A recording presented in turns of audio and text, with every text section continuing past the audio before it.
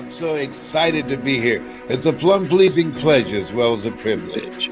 Uh, yes, and back at you, sir. And to all of us that get to be with you today, thank you for being on the Pamela Show. Hey, John! Hello, Pamela. Great to be here. Super excited. How are you doing? Oh, it is so exciting. Well, everybody, this is John Tallarico.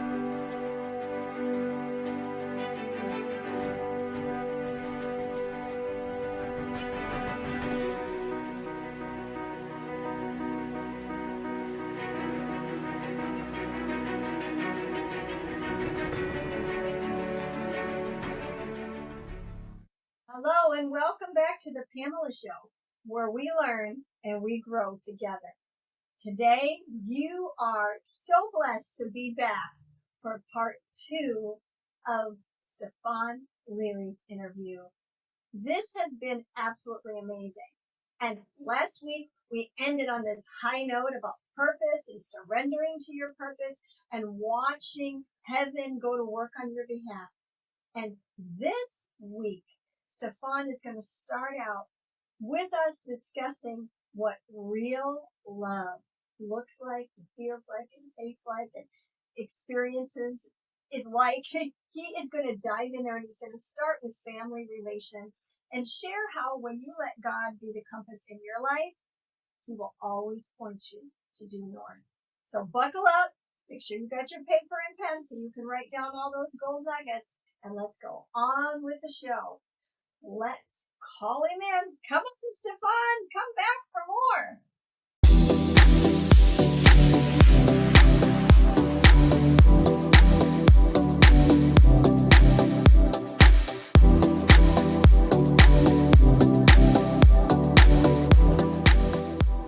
Your story is amazing. Would you share a little bit more about your family? When you said you were adopted by a white family and that you experienced love that you for the first time, and it was the love of God that you were experiencing. Tell us a little bit more about that family dynamic, because I know you said you're all intertwined and you're still connected. Um, just unpack that a little bit more for the people that are viewing, please. Well, first of all, I would just say that, the scripture says faith, hope, and love. The greatest of these is love. I believe that love changes things. Yes. And I cannot explain to people that the way this family loved, welcomed, and embraced me changed me in such a way that it was almost instant, like a snap of my finger that wiped away everything that I ever knew about race, diversity, social economics, all of those things that hinder us from what your motto is for your show. We can be better together. Yeah. They love me beyond the color of my skin. They love me beyond my economic background. I walked into their home with a little brown paper bag. That's all the clothes that I had. I had one pair of shoes on. And I never slept in the bed by myself. Growing up in a 2-bedroom apartment with 7 kids, you have the stackable, 3-level bunk beds. And we had 7 kids, so that 7th person had to either sleep on the floor or sleep with someone. So I never even had my own room or slept. Someone slept so bad you didn't sleep with them, or whatever. And so I grew up sleeping on the floor, and I get to this house, and my brothers gave up their room for me. I had my own room. Something that I just thought, wow, I bet. the unselfishness of this family that loved me. You see, in the small town in Louisiana where I grew up in, it's in central Louisiana, a small town called Bunkie. It has still plantations today that my grandparents and their parents worked at plantations. There's a railroad track that divided the whites and the blacks. And we were told to don't cross those tracks at night because if you do, you may not return. That's where I grew up. That's where my foundation of what race was all about. And it was like the love that this family showed me.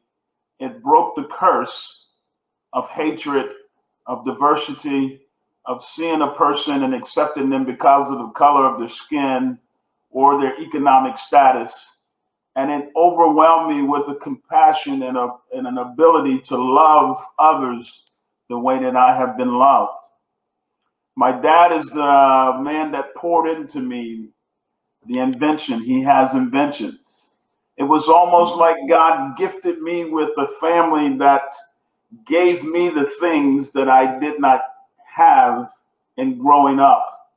But what I love about what Les Brown says and what I say about greatness in you, I learned this quote that I think everyone could grab a hold to. And it is this: it's already in you.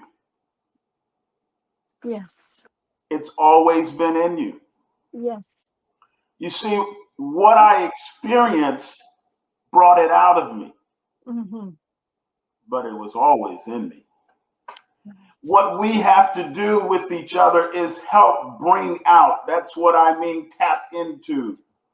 If you go to discover water, if you go to plant flowers, fruits, whatever, you got to tap into that ground. You got to break the hardness of the shell. You got to get to the place where there's a softness and a soil that we can plant seeds into that will flourish and grow into something great.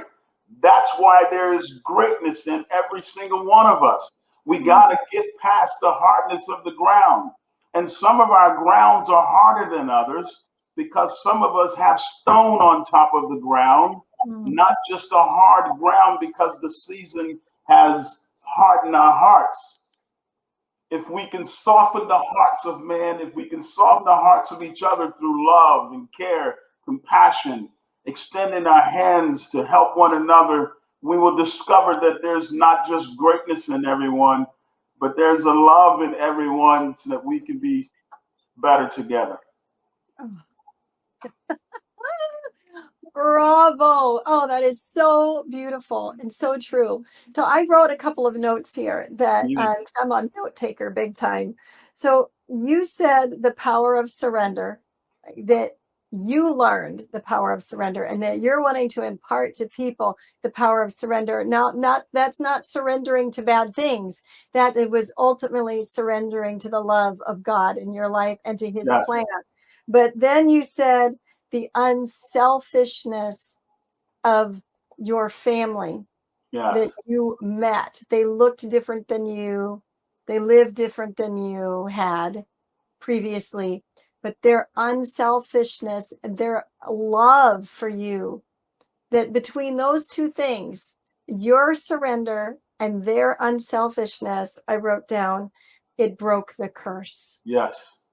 Like, is everybody hearing that today? Yeah. Are you hearing this? This is an example. This is a living example of how we break free from those things that, as Stephon has said, there's greatness in you. Those seeds of potential are there. How do you turn up that, get rid of those stones and turn up that soil and get it ready for the water and the sun and all of that kind of thing so that the seeds grow? He gave two key things here: surrender. Yes. And selflessness. Yes. They were selfless. They were unselfish in what they did, and that created the atmosphere. That's correct. Woo! That is powerful. The atmosphere is very key, right? Because not only it creates an atmosphere in a home, but it also creates an environment in our culture. Yes. You see, the beautiful thing about the seasons of life is that the seasons change, but there are things that grow in every season of life. That's called environment. Yes. You see, when you're placed in the right environment to grow, it doesn't matter the seasons of change because you were built to last in every season.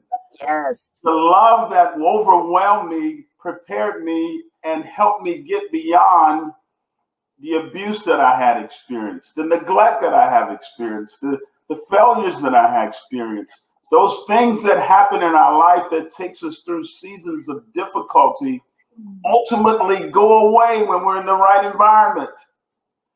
It's Yes. so critical that we create an environment of love and care and kindness and compassion and unselfishness, because that environment helps us all get through every season of life.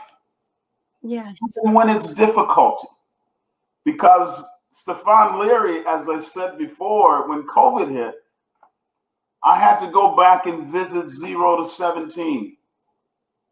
I was okay with Stephon Leary from 17 to 50. 0 to 17 presented some issues in my life that had cost me marriages, jobs, perhaps other opportunities. They cost me because I didn't know me. Right. I only knew a part of me. And so now my journey in life is discovering me. One of the things that I will encourage everyone today is this: the greatest commandment in the scriptures, I believe, has been misinterpreted, not intentionally, but because we have been afraid to tell people that it's okay to love yourself. Preach it. You see, the greatest commandment says to love the Lord your God with all your heart, with all your soul, with all your might, and all your strength. And everybody gets that part. Every preacher tells you that. Every teacher tells you that. Every parent tells you that. Every coach tells you that. Every trainer tells you that.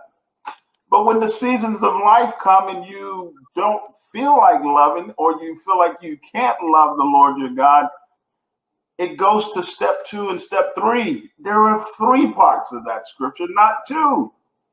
There's a wonderful song that's out today. It says it's real simple: love God and love people. Yes. And I love the song, but I say, man, we're missing it, because you can't love people according to that verse until you love yourself. It says, love the Lord your God with all your heart, with all your soul, with all your might, and all your strength, and love thy neighbor, and love them as you love yourself. What many people are missing in their lives, Pamela, is that we don't love ourselves in the conditions that we're in because of the seasons that we're in and the rough seasons we've been through.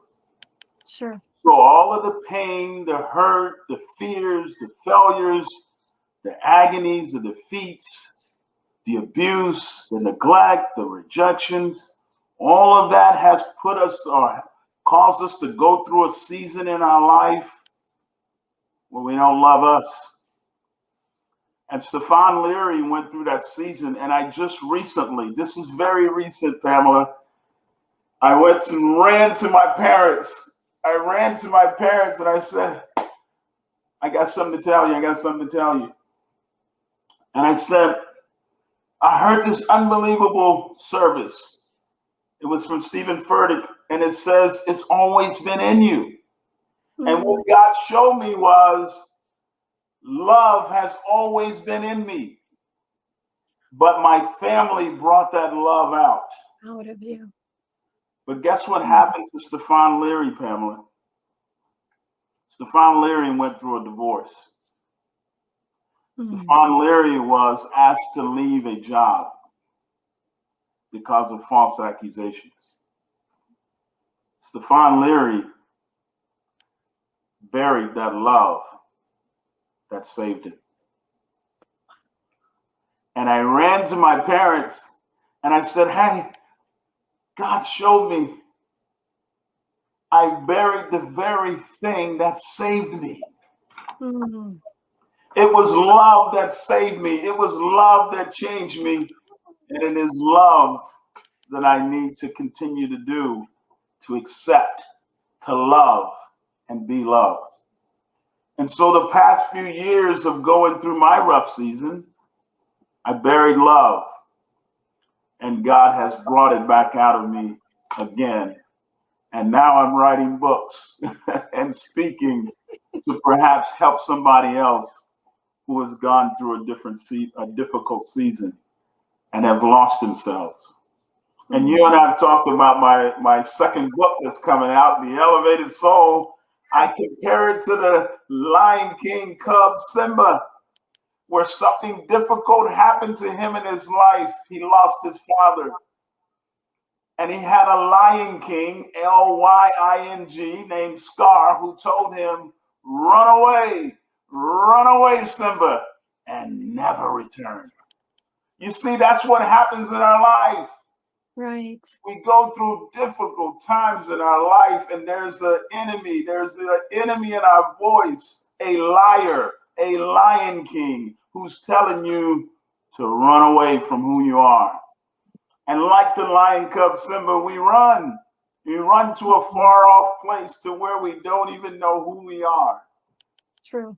Simba ran, and he's a lion. He's supposed to be king in the jungle and eat everything in the jungle. And he runs to a place where people are telling him what to eat. That's what happens to us. We run to a place where we don't even know who we are, that other things start to control us. Drugs, people, alcohol. Those things start to control us to where we lose sight of who we really are. Wow. Yep. And it's not until the great monkey Rafiki enters the movie and he tells Simba, I know who you are. Simba says, you do? He said, I know your father. Simba say, yeah, but he's dead. And he says these most powerful words that everyone needs to hear. He's alive. I'll show you. And he takes Simba down to the brook where Simba gets to look in this water, and Simba looks in the water and he sees this reflection of himself. And he says, that's just my reflection. And that's what happens to us. Right. We run to a far off place that every day we wake up, we look in the mirror and we see this person that we're not happy with. It's just the same reflection of this depressed, discouraged, lost, hopeless person. And Rafiki says, no, look harder. And Simba looks harder. And as you said in the beginning, and as I said, he says, you see, he lives in you. Yes.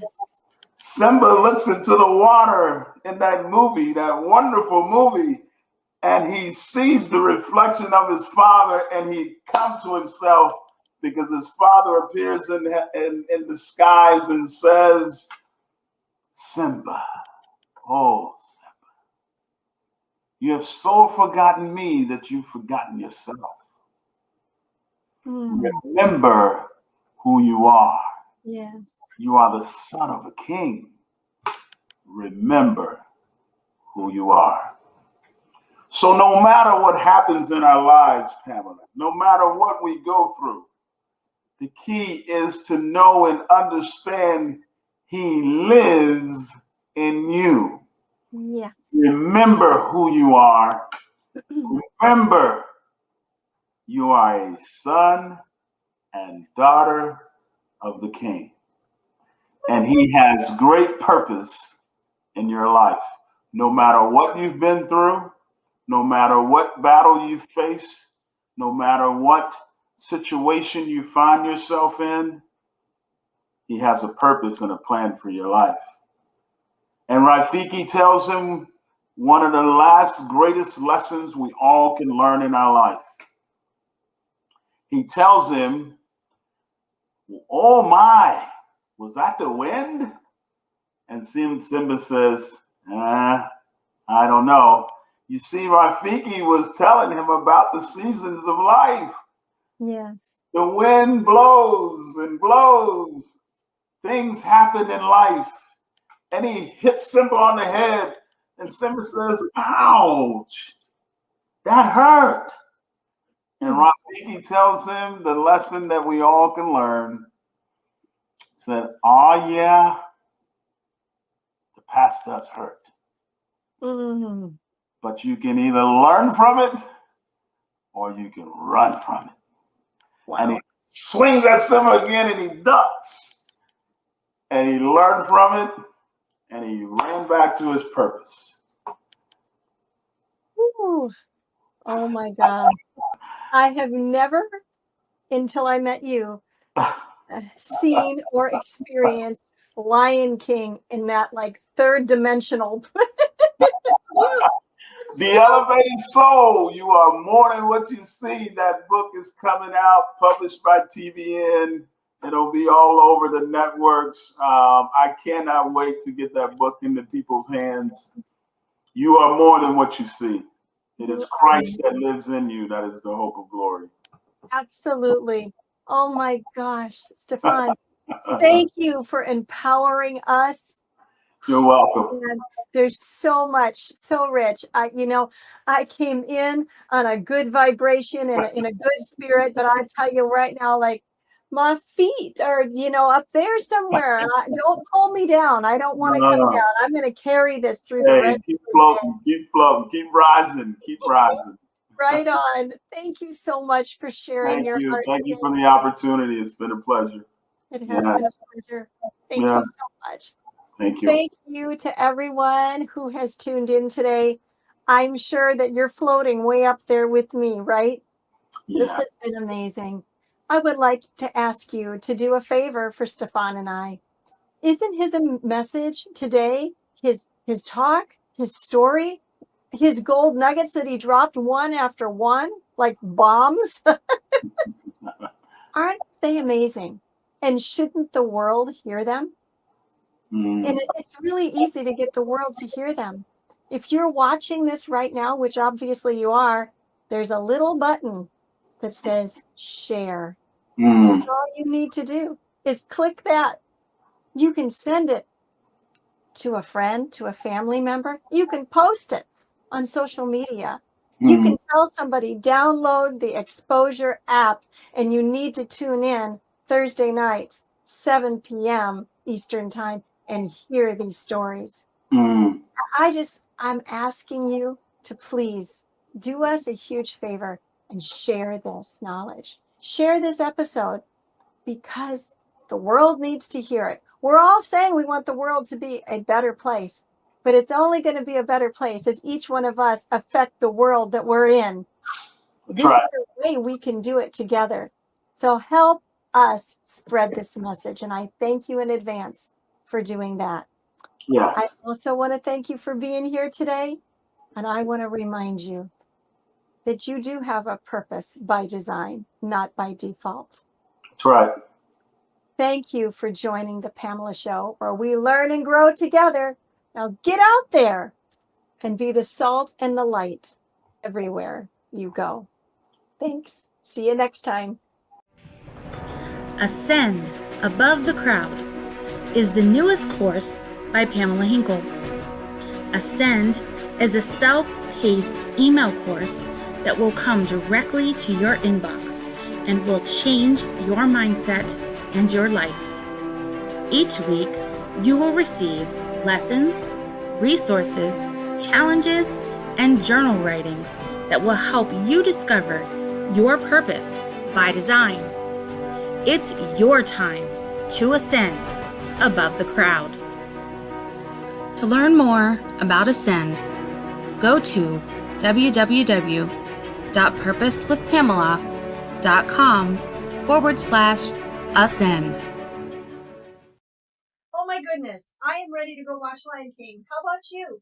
That movie will forever be something additional and changed in my life, and I am going to watch it tonight. Come and watch it with me, okay? Now listen, I love the words that Stephon uses. He's closing things down tonight. Remember who you are, and remember whose you are, and that you're not here on accident. You're here on purpose. In fact, as Mr. Les Brown says, you're a masterpiece because you're part of a master. So it's time now for you to take all of this wonderful storytelling, all this encouragement, and to just hone it in on the inside and let it bubble up and out. And let your light so shine that all men can see. Let all that has been deposited in you be withdrawn out of you for such a time as this. Thank you, Stephon Leary, for being here and making a difference in my life and sharing your story with all of us. Now, everybody here, this statement should mean more to you after tonight than ever before. You are here on purpose, with a purpose, by design and not by default. Go out and be the salt and the light everywhere you go. Thanks for joining me tonight. See you next week.